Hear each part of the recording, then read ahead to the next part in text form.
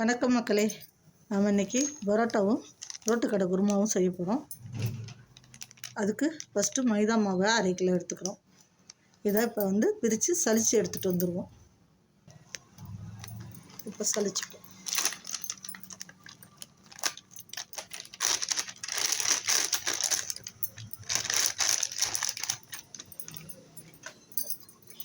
இது இப்படி ஒரு யானத்தில் சலிச்சுப்போம். இப்போ மைதா மாவு எடுத்துக்கிட்டோம். இப்போ இதுக்கு தேவையான பொருள் என்னென்னு பார்க்கலாம். 1 ஸ்பூன் சுகர், தேவையான அளவு உப்பு, கொஞ்சோண்டு ஒரு சிட்டிகை ஆப்ப சோடா, பால் 1 டம்ளர், சூடான பால்,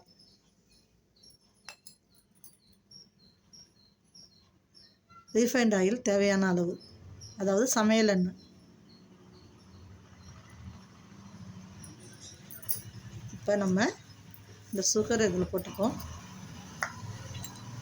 ஆப்ப சோடா ஒரு சிட்டிகைனா இப்படி இந்த அளவு. இப்போ தேவையான அளவு உப்பு போட்டு இதை நல்லா கையால் கலந்து விட்டுக்குவோம்.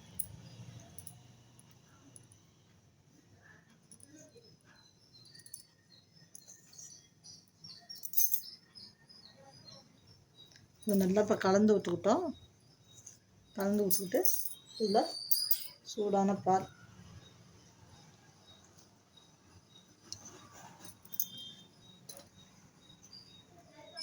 கை சுடும் பார்த்து செய்யுங்க.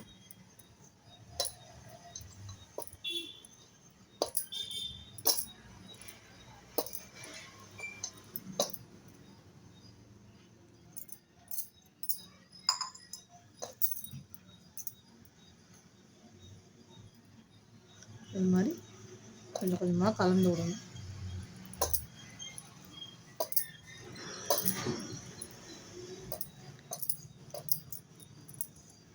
இது முட்டைனா வேணாங்க, முட்டைனா போடாமே நல்லா தான் இருக்கும்.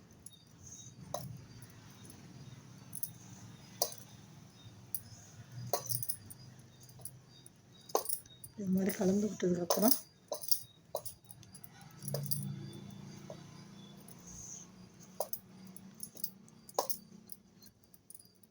தண்ணி ஊற்றி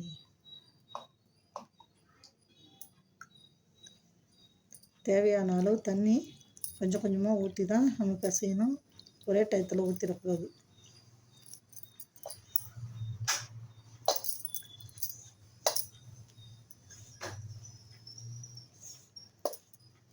பார்த்துக்கிட்டு தான் தண்ணி ஊற்றும். ஏன்னா பால் வேறு ஊற்றி பிசைஞ்சிருக்கோம்ல.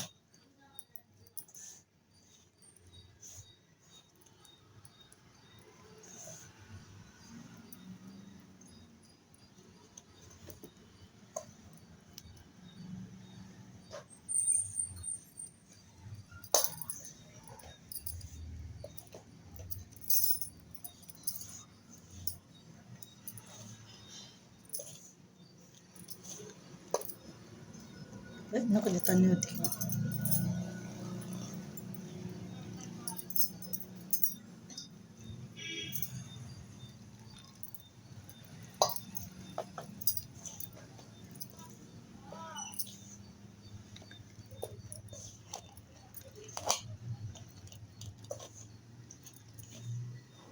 அப்படி திரண்டு வரணுங்க. கையில் ஒட்டாமல் இருக்கணும், அதுதான் பதம். கையிலையும் ஒட்டக்கூடாது, பாத்திரத்துலையும் ஒட்டக்கூடாது. இதை இது பண்ணி எல்லாம் 1 மணி நேரம் ஊற வச்சுட்டு நம்ம சப்பாத்தி கல்லில் போட்டு திரட்டி விட்டு போட வேண்டியதான் பரோட்டா.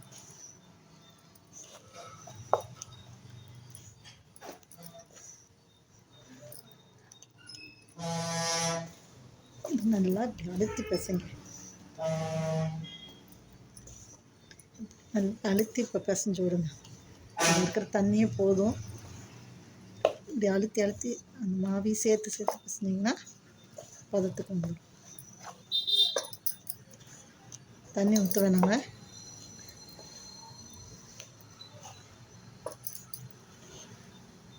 ஏன்னா எண்ணெய் வேறு ஊற்றணும்ல, அதில் தண்ணி ஊற்ற வேணும்.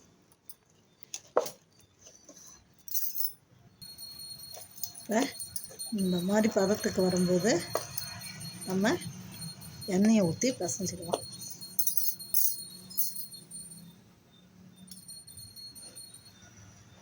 எண்ணெயை கொஞ்சம் கொஞ்சமாக ஊற்றி பிசையணும்.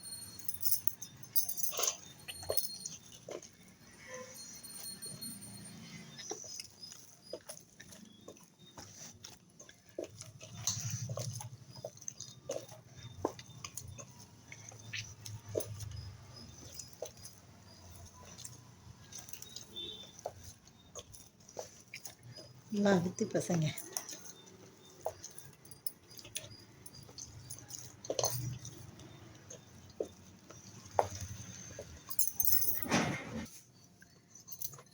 இப்போ நல்லா இப்படி சேர்ந்து வந்துடுச்சு பாருங்கள், கையிலையும் ஒட்டலை பாருங்கள்.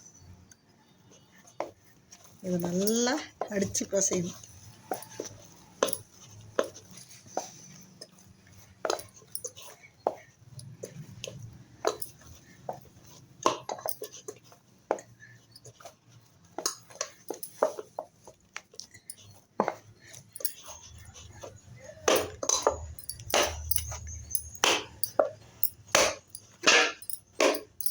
அதாவதுங்க, உங்களுக்கு எப்போனா ஸ்ட்ரெஸ்ஸாக இருக்கோ அப்போனா பரோட்டா சப்பாத்தி இதெல்லாம் போடுங்க. யார் மேலேயாச்சும் உள்ள கோவத்தை இந்த மாவில் போட்டு அடித்து தீர்த்துக்கலாம். உங்களுக்கு ஸ்ட்ரெஸ்ஸு குறையும், வாய்க்கும் உனக்கையாக இருக்கும் சாப்பிட. இருங்க, பரோட்டா மாவு நல்லா பசைஞ்சாச்சு. இப்படி யானத்தில் விட்டாமல் இப்படி வந்துடுச்சு பாருங்கள். இதுதான் பதம். நம்ம டென்ஷனை குறைக்கிற சமயம். டென்ஷன் ஆகக்கூடாதுங்க. டென்ஷன் ஆகாமல் ஆட்டிடியூடாக இருக்கணும். ஆட்டிடியூடாக இருக்கிறதுக்கு இது ஒரு நல்ல சமையல்.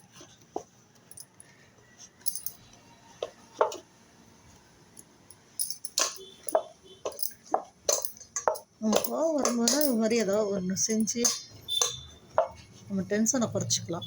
நம்ம கைக்கு எக்ஸசைஸு. அடுத்தவங்க மேலே உள்ள கோவத்தில் செய்யணும்னு இல்லை, நம்ம கோவத்தை குறைச்சிக்க நமக்கு பிடிச்ச வேலையை செஞ்சு நம்ம டென்ஷனை குறைச்சிக்கலாம். இதுங்களா இப்போ எண்ணெயை ஊற்றி நல்லா ஃபுல்லாக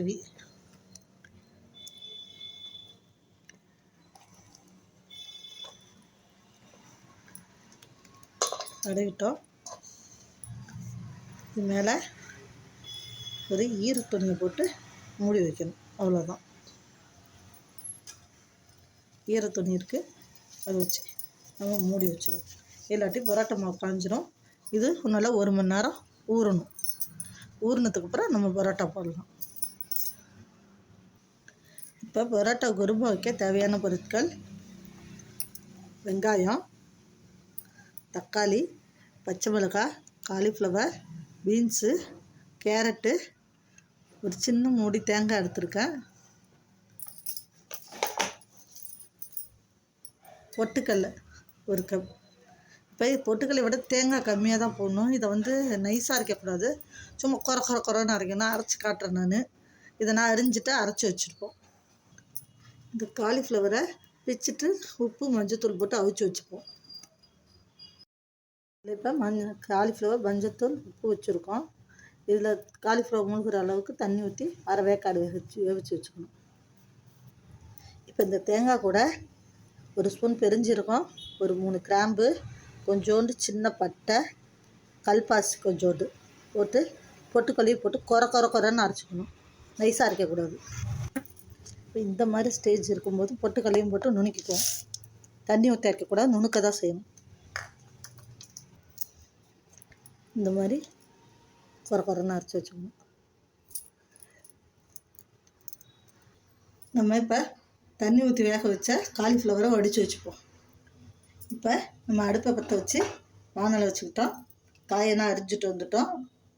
இப்போ வானல் காஞ்சோன்னா ஒரு 2 ஸ்பூன் எண்ணெய் ஊற்றுறோம்.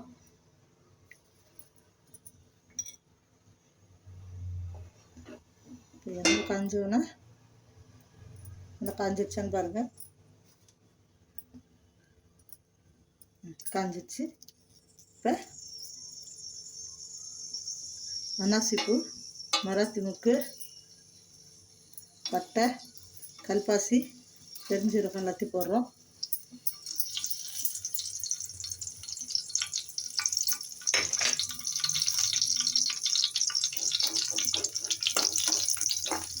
போட்டு இந்த பெருஞ்சீரகம் வெடிக்கிற வரைக்கும் வச்சுக்கோங்க.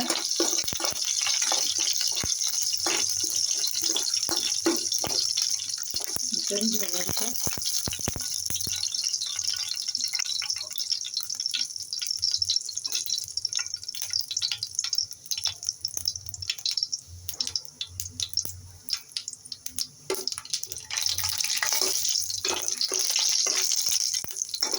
வெடிச்சோன்னே வந்துச்சு, வெடிக்குது பாருங்க.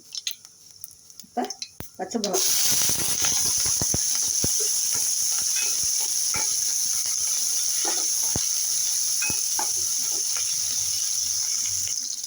இப்போ பச்சை மிளகா மாதிரி வெள்ளையாக இப்படி வெள்ளையாக வரணும். இந்த மாதிரி பச்சையும் இன்னும் கொஞ்சம் வதக்கிக்கலாம். அப்போ காரம் கரெக்டாக இருக்கும்.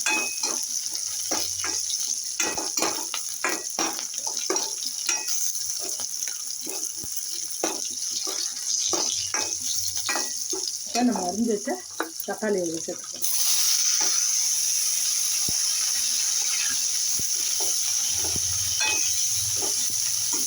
இந்த தக்காளியை தான் பிடிக்கணுங்க. நல்லா தக்காளி குழஞ்சி வரணும். அதுக்கப்புறம் தான் வெங்காயம், காய்கறியெல்லாம் சேர்க்கணும். நம்ம கொண்டைக்கடலை இருந்தால் முதல் நாளே ஊற போட்டு வேக வச்சு சேர்த்துக்கலாம். குருமாவுக்கு நல்லாயிருக்கும். பரோட்டா குருமாவுக்கு திடீர்னு ஏற்பாடு பண்ணதுனால கொண்டைக்கடலை போடணும்ல. கொண்டைக்கடலை, பட்டாணி எது வேணாலும் சேர்க்கலாம்.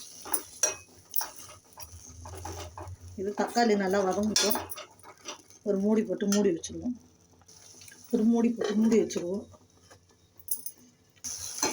தக்காளியில் வதங்கி வச்சுட்டு இன்னும் நல்லா வதங்கணும். அப்படியே கிட்டி விடுங்க.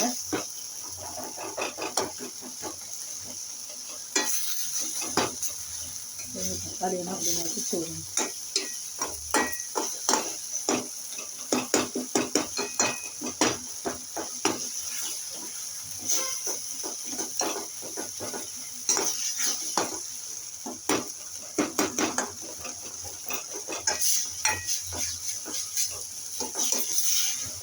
இப்போ வெங்காயம், காய்கறி, வெங்காயத்தை போட்டுருவோம். இந்த பதம் இருந்தாலே போதும். வெங்காயத்தை போட்டுருவோம். அதுக்குள்ளேயே அரிஞ்சு வச்ச கேரட்டு, பீன்ஸு, காலிஃப்ளவர் வெடிச்சு வச்சது எல்லாத்தையும் ஒன்றா போட்டுக்கலாம்.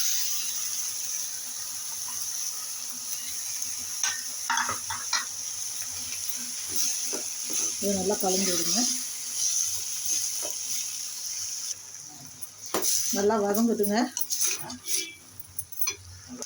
இஞ்சி பூண்டு பேஸ்ட் இருக்குல்ல, அதை இதில் சேர்த்துக்கலாம். இதையும் சேர்த்து வதக்கிப்போம் நல்லா. இப்போ இது நல்லா வதங்கட்டும்.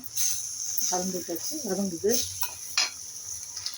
இப்போ நம்ம எல்லாம் நல்லா இந்த மாதிரி சொரிஞ்சு வதங்கிடுச்சிங்க. வதங்கினதுக்கப்புறம் நம்ம எடுத்து வச்சுக்க மஞ்சத்தூள், மிளகாய்த்தூள் 2 ஸ்பூன் போட்டுருக்கேன். கரம் மசாலா 1 ஸ்பூன், கறி மசாலான்னு சொல்லிட்டு கறி மசாலா போட்டு நல்லா வதக்கி விடுங்க. சிம்மில் வச்சுருங்க அடுப்பை.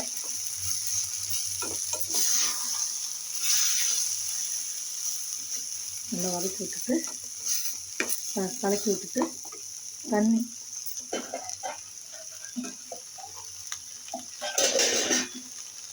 ஒரு கிளாஸ் தண்ணி ஊற்றுங்க.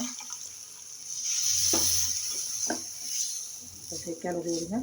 இது கொதிச்சதுக்கப்புறம் லாஸ்ட்டாக நம்ம அரைச்சி வச்சா அந்த தேங்காய் போட்டுக்கலையே போடுவோம். எடுத்து வச்ச உப்பையும் போட்டு எல்லாம் நல்லா கொதி வரட்டும். கொதி வந்தோன்னா நம்ம தேங்காய் பொட்டுக்கல்லை போட்டுப்போம். இதை ஒரு மூடி போட்டு கொதிக்க விடுவோம். மூடியை திறந்து பார்ப்போம். நல்லா கொதிக்குது. இன்னும் நல்லா கொதிக்கட்டும். மிளகாத்தூள் காரம்லாம் போகட்டும். போனதுக்கப்புறம் நம்ம தேங்காய் போடலாம். இன்னும் நல்லா கொதி வரும்.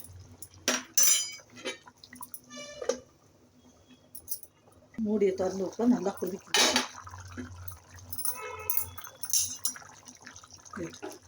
இதெல்லாம் கொதிச்சு காயெல்லாம் நல்லா வெந்துருச்சு போங்க.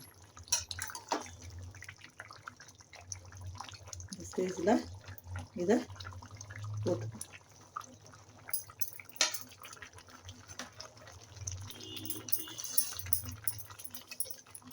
சிம்மில் வச்சுட்டு போட்டிங்க. அதை நல்லா கலந்து விட்டுட்டு இப்போ தேவையான அளவு தண்ணி ஊற்றிங்க. இந்த பொட்டுக்கல்லை போட்டுக்கிறதுனால நல்லா கெட்டியாகுது. இன்னும் கூட தண்ணி ஊற்றிக்கலாம். இதை கலந்து விட்டுட்டு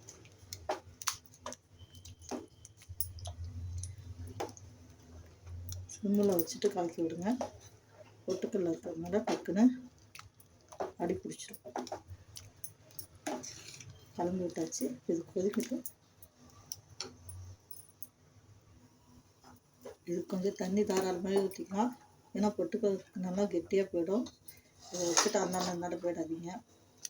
பொட்டுக்கல்ல இருக்கிறதுனால அதை சற்று கிண்டி விட்டுக்கிட்டே இருக்கணும். எல்லாத்தையும் அடி பிடிச்சிடும்.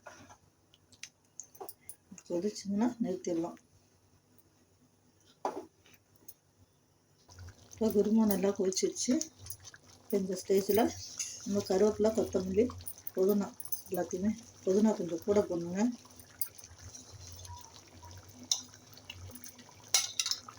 போட்டு கலந்து விட்டு நிறுத்திடுவோம். அவ்வளோதான். பரோட்டா வருமா. நம்ம அடுத்தது பரோட்டாவுக்கு ரெடி பண்ணதை பரோட்டா போடுவோம். இது குருமா ரெடி ஆகிடுச்சு. இப்போ அடுப்பை நிறுத்திடுவோம்.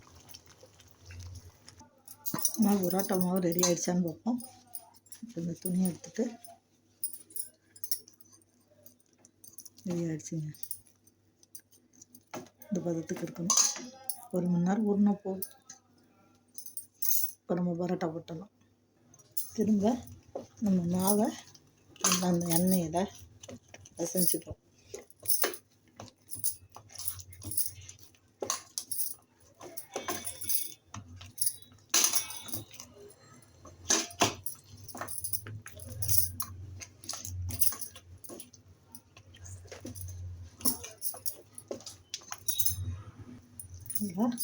கல்ல போட்டு அப்படி அடிங்க.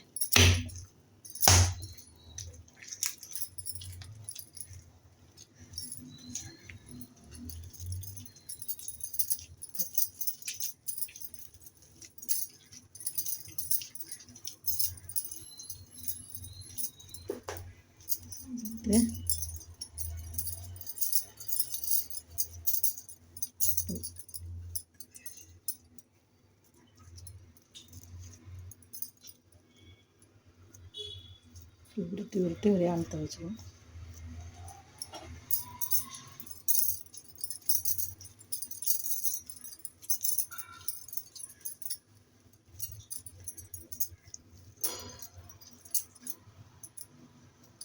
இது மாதிரி எல்லாம் உருண்டையாக எடுத்து வச்சுப்போம். நம்ம இப்போ இதை உருட்டி எடுத்துட்டா 1/2 கிலோவுக்கு 10 உருண்டை தான் வரும். இப்போ இதை போடலாம். ஒரு கிண்ணத்தில் எண்ணெய் எடுத்து வச்சிங்க. எண்ணெயில் அப்படி இது பண்ணி டிப் பண்ணி இப்போ போடணும்.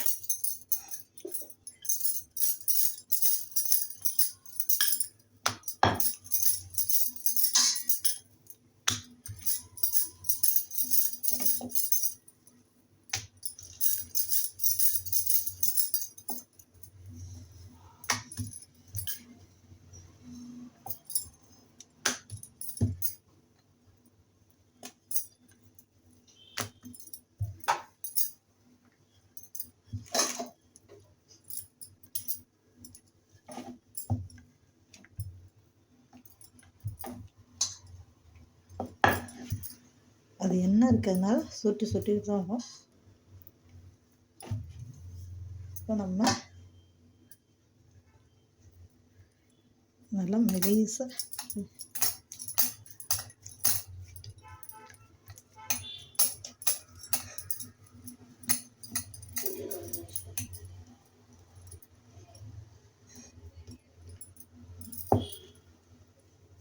கிழிஞ்சாலும் பரவாயில்லைங்க, எவ்வளோ முழுசாக போடுறதோ போடணும். இந்த கல் பிடிச்சி போடுங்க.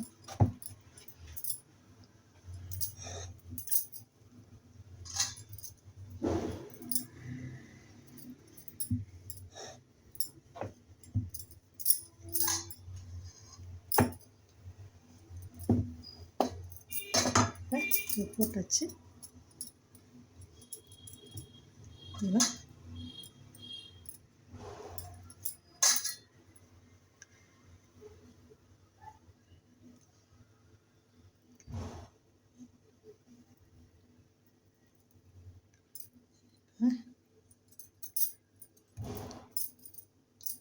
இப்படி வச்சு எண்ணெய் ஊற்றி இதை ஒரு பிளேட்டில் இப்படி வச்சிடணும். நம்ம போடும்போது திரும்ப போட்டுக்கலாம். நம்ம மீதி எல்லாத்தையும் அது மாதிரி போட்டு வந்துடுவோம். இப்போ நாம் போட்டு வந்துட்டோம். போட்டு வந்ததை இப்போ தோசைக்கல்லில் போட்டு எடுப்போம். அதுக்கு தோசைக்கல்லை அடுப்பை பற்ற வச்சு தோசைக்கல்லை வச்சு சூடு எடுத்துக்குள்ள இந்த பரோட்டாவை கல்லில் போட்டுருவோம்.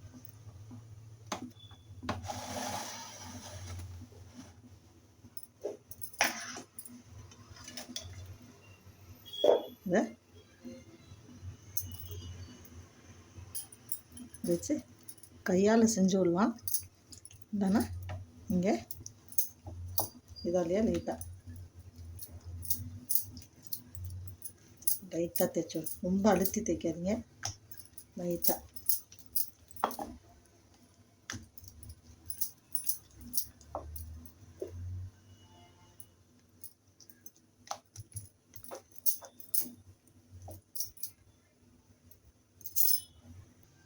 கல் காஞ்சிச்சு என்னன்னா லைட்டாக தண்ணி தெளிச்சு பாருங்க.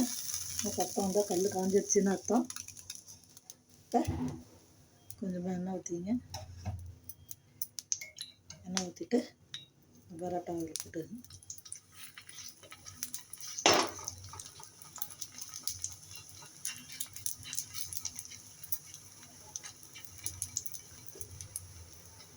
வேகட்டும். அதுக்குள்ளே அடுத்தது நம்ம போட்டுப்போம்.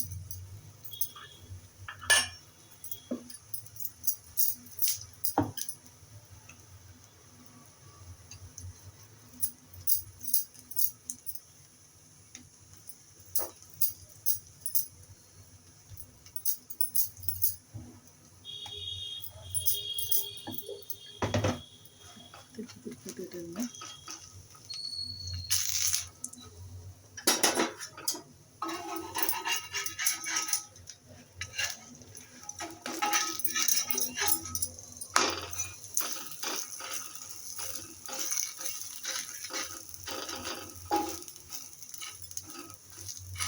இப்படி அதை போட்டு போடுங்க.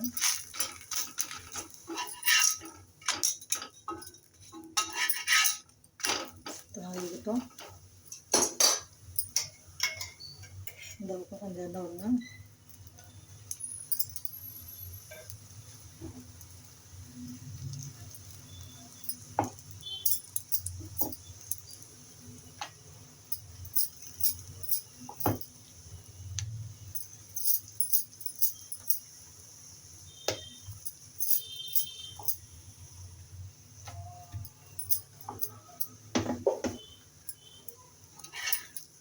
திருப்பி இந்த மாதிரி வரணும். இந்த மாதிரி வரணும். நல்லா ரெண்டு பக்கமும் இந்த மாதிரி வரணும். கட்டி கட்டி விடணும்.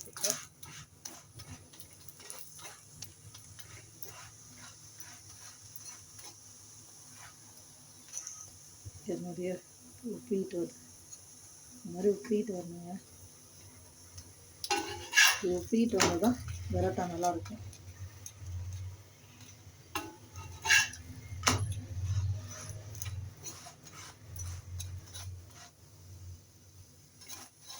இதுக்கு நெய் கூட ஊற்றலாங்க. எண்ணெய் ஊற்றுறது நெய் ஊற்றுறது நம்மளோட விருப்பம் தான்.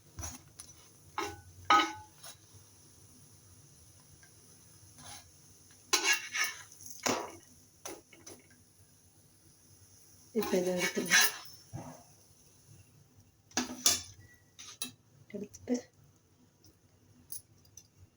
அடுத்தது போடுறதுக்கு கொஞ்சம் ஆயில் ஊற்றிட்டு இந்த பரோட்டாவை போட்டுருவோம். அதுக்கு இன்னும் போட்டுருவாங்க.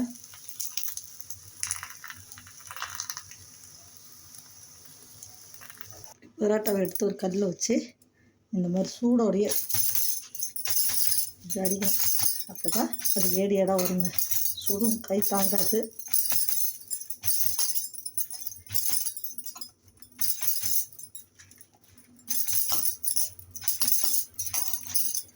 இப்படி அடித்தா அப்படி வருது ஏடி ஏடா.